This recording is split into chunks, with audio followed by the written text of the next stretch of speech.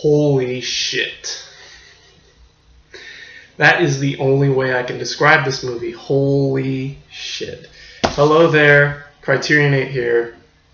Number 316, Akira Kurosawa's Ron. And not Ran, like I mean, call it like an American. Ron. And I really wish they had sent me the color version so you can see. And here's the cover of the booklet. Cover sort of looks like that. And it's supposed to, obviously the colors are supposed to represent the three sons, with, I guess, the black could be it's probably the father. But anyway. 1985, 160 minutes color, Japanese, blah, blah, blah, blah. Alright, so I'm not going to say, no spoilers for this one, absolutely no spoilers for this review. Well, hopefully no spoilers, I may, yeah. So, but I'll give you the basic plot. This father, Hideo, what's his name? Hidetio, what's the dude's name? Hidetora Ichimonji, played by Tatsuya Nakadi, who we've seen in a bunch of, like, seen in Kwai-Dan, we saw him in Harakiri, and Kill, you know. He plays the father of these, and he has these three sons, Taro, Hiro, and Saburo, in that order of age. And he says, he has this, they're out, like, we're on this, I think, boar hunt, and he has this vision, he has this dream, he nods off and has this dream of, like kind of like just this weird vision of his, like, kind of like sealed. It reminds him that he's getting old and he needs to pass on his torch. So he he sort of abdicates his entire kingdom, and he gives it all to his first castle to his oldest son Taro. He gives his other two castles, the second and third castle, to Hiro and Saburo respectively. But Saburo doesn't really, doesn't want any part of it. He doesn't think that it's a good idea, and he kind of, like, says, I don't want any part of this, and runs away from all of that. And that's all I'm going to say. The rest of it is basically just chaos, and that's apparently what Ron basically translates to, as chaos. It's a retelling of Shakespeare's King Lear, except the daughters are sons. And it basically evolves into them all fighting for the kingdom. Meanwhile, the father is just kind of loses control of everything. And that's all I'll say. This is an epic. This is probably, I think, one of the longest movies we've seen. The longest movie we've seen this season. And I think the longest Kurosawa did. I don't remember how long Seven Samurai was. Let me find out. How long was Seven Samurai? This was 160 minutes. 160 minutes. So that means that, yes, Seven Samurai was longer. It was 207 minutes. So this isn't the longest movie that we've seen in Kurosawa's domain, but it is one of the longest. So yeah, again, it's an epic. Tatsuya Nakadi nails the role as Hidetora, just playing this father who just can't, when you get so much power, it just kind of overtakes you after a while.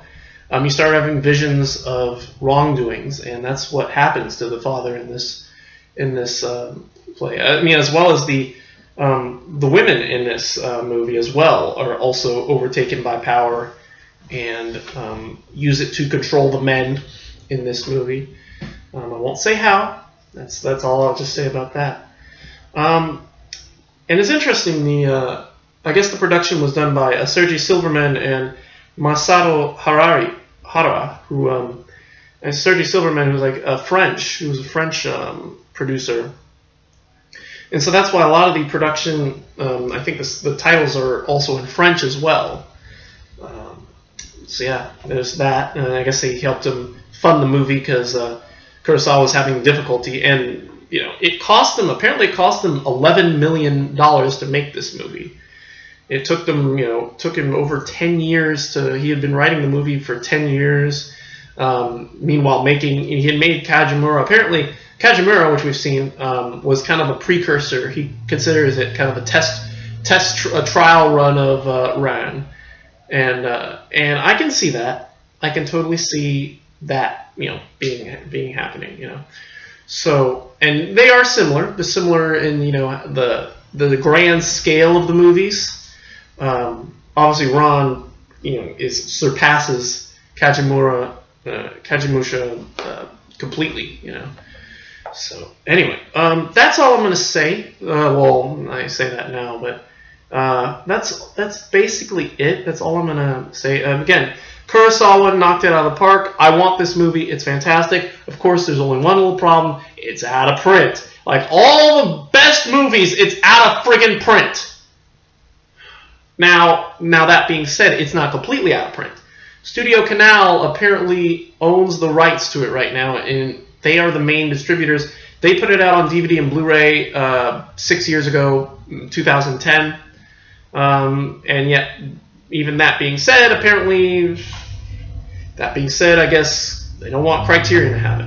And I was looking through the supplements and thinking, okay, there might be something. There's got to be something that's probably, I thought, okay, maybe they can't reissue it because there's a supplement that, I can understand there's like a supplement that's out of print. And there's a long movie that I thought had lapsed, but that movie is actually part of the Studio Canal package. The Studio Canal package has the movie as well as some newer supplements, but it doesn't have the It Is Wonderful to Create series, which is like, nope. That is the deal breaker. I'm getting and it's Criterion. I love the artwork. I mean, the artwork for this minimalist artwork, this really seals the deal for why I would pick this over the Studio Canal reissue of it. So yeah, Kurosawa once again is solidified. My love for Kurosawa is even strengthened every movie I see this guy in. I still don't know if it's my favorite, but it's up there. It's really up there. This is what happens when you work hard and it pays off. Now that being said, and it got many accolades. But the thing about the money I mentioned, it was cost about $11 million. It only made about $12 million though, so it just barely made broke even. So that being said, again, Kurosawa, was always interested in filming what he wanted to see. He was very interested in. I don't think he was as interested in being a success as he was in making movies that he wanted to make. So if it hadn't been a complete success, I don't know if Kurosawa would have regretted it or been sad about it. I think he would have just said, well, I made the movie. And he would have been happy with the fact that he had made the movie he wanted to make. So that's how I analyze Ran and its epicness and all that good stuff. A. Fantastic movie. Gets the A. It is a gold, silver, platinum, awesome movie. Ran is the shiznit. So that's it for that. Supplements. Disc 1 has an appreciation of the film by director Sidney Lumet, who did some movies. Do I even know anything by him? Are we going to see anything by this guy? Who is this Sidney Lumet? I'm going to look this guy up here. Sidney. All I knew is that he had some big mole on the side of his face that I couldn't stop staring at. Sidney Lumet. Oh, he did 12 Angry Men, Dog Day Afternoon Network. Okay, all right. The dude's legit then. Because I want to see Network. I've been wanting to see that. And The Wiz, The Murder on the Orient. Okay. I knew I recognized this name from somewhere, but okay. I apologize. Trailers. There's 4 different trailers. One focusing on dialogue, one focusing on scenery, one focusing on the cast. And yeah, so there's interesting stuff there. The supplements, all on disc 2, the big stuff. AK. It's a 74-minute film directed by Chris Marker. Now, did Chris Marker do anything of importance? Because as far as I recognize, it's some white dude exploiting the man, But let's see. Laheti. Oh, he's French. I apologize. He is French. He's French. Laheti Loholi Mai. Okay, well, let's just see. Did anything in the Criterion collection by Chris Marker? Maybe it's probably Chris Marker. Let's see. Oh, we are okay. Lahate and Sans Soil. So we are getting 2 movies by him in number 387. Oh, later this season. Oh, so we are gonna see some Chris Marker. So I apologize again. Yes, but yeah, it's 74 minutes of this guy filming just behind the scenes while they're making filming. He got permission to film Ron and all that, and the making of Ron, and so you get a lot of backing and I guess a lot of interviews with Kurosawa recorded onto a tape recorder and played back, and you see scenes from his other movies. I think there's a little bit of Rashomon in there, and yeah, he talks about just different aspects of the movies, like such as the horses, the fact that the fires and lighting, and you get to see Kurosawa direct. Kurosawa, by this point, he's still wearing the hat. He's still wearing that fisherman's kind of hat. But he definitely seems like he's getting in his way. He'd been getting in his ways. He was about 74, 75 when he made Ron. And he seemed like he was getting a little more crankier, cantankerous. But he was still making a good movie.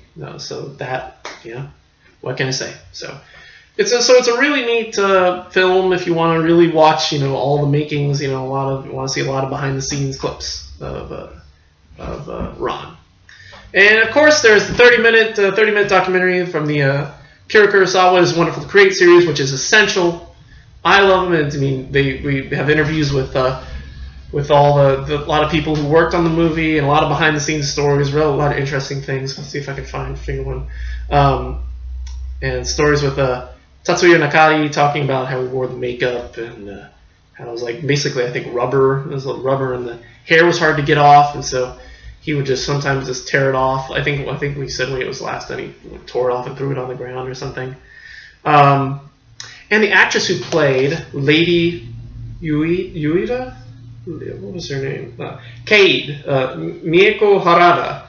And this is the thing, and they show her, she was talking about her role and making the film, and I was like, wow, she's really young. And then I realized, and I forgot that It Is Wonderful to Create series was done only if Ran was so we're used to getting earlier movies like for the 50s and 60s from Kurosawa, and yet now we're getting one from like the mid 80s, only a few years before the It Is Wonderful to Create series was produced. So I was wondering, like, wow, she's really young. And then it was like, oh no, that's because it wasn't so long ago that they were making Ron. So yeah, it's kind of funny. Anyway, so yeah, great stuff. There's a 35-minute video piece recreating Ron using storyboards. It's part of the Image Kurosawa's Continuity series. Because while Kurosawa was waiting for the finance to go through, Kurosawa was making storyboards, drawing storyboards like crazy. And so this is a video showcasing the storyboards. And there's also a 10-minute interview with Tatsuya Nakari talking about his stuff. Dude's still alive. I didn't realize he was so young. He played Hanshiro in Harakiri, and he was only about 30. I thought but I guess he was made up to look a lot older. He was only about he was only about 50 when he made when he played the role of I'm forgetting his name, Hidetora. And so yeah, it was really neat to see him. And again, he's still alive. I think he's 88. He was about 70, 77 when he did the interview for Criterion back in 2005. So yeah. Anyway, that's it for that. Ron, this is again a fantastic film. I really want to get it. It sucks. I looked on Amazon. It's about there's a new copy for $150. Amazon's issuing it. And that's like, no. There's a copy for $40, which means I am going on to eBay and doing a little pricing. Believe me, in the near future, I'll be able to score a copy of it. Or I'll probably head to my local video store and find out if maybe there's a out-of-print copy of the Criterion. So I'll probably be doing that later tonight or tomorrow or whenever. So anyway, that's it for me today. Ron A. Great movie. One of Kurosawa's finest. So, that's it for today. Tomorrow, Tales of Hoffman. DVD still hasn't come in, so I'm not going to worry about it. And then Sunday, Forbidden Games. And then Monday, The Bad Sleep Well. More Kurosawa. See, this says a 30-minute documentary on the making of The Bad Sleep Well. I wonder if it's the It Is Wonderful to Create series. It probably isn't, because it probably would have said it is so, which sucks. Because that also means that maybe for the It's Wonderful to Create series, they didn't make one for every movie, and I don't think they did. I can't remember. I can't honestly remember how many of those, how many of the Akira. I'm about to look it up right now. Let's see. It Is Wonderful to Create, because I'm curious if maybe it's listed. It Is Wonderful to Create. Oh, there's a list on Criterion. How about that? No, somebody created a list of the movies with them in it, and it's not complete. It doesn't have Ron in it. Oh, screw Criterion.com. Anyway, don't whatever. Anyway, and that's it. And still waiting on. I put a hold on the next couple. I'm still waiting on. Young Mr. Lincoln is in. That's one after The Bad Sleep Well, and I'm still waiting on The Virgin Spring, our first Bergman of the season. And I put a hold on the next couple, The Complete Mr. Arcade, which I'm still waiting on. DeSica's The Children Are Watching Us, which is on its way. La Petite Humaine, which is on its way, which I'm still waiting on. And Kind Hearts and Cornets. And so those put a hold on. They should be shipping soon, hopefully. And so hopefully we'll get those before next week. And that is all that's all there is. So that's it for me. Thanks for watching. Don't let power go to your head. Just don't let power go to your head. And be careful about who you give your kingdom to when it comes to your sons, because some of them might be a little power mad. Yeah. We'll leave it at that. That's it for me. Thank you for watching, and we will see you tomorrow for the Tales of Hoffman. And until then, goodbye.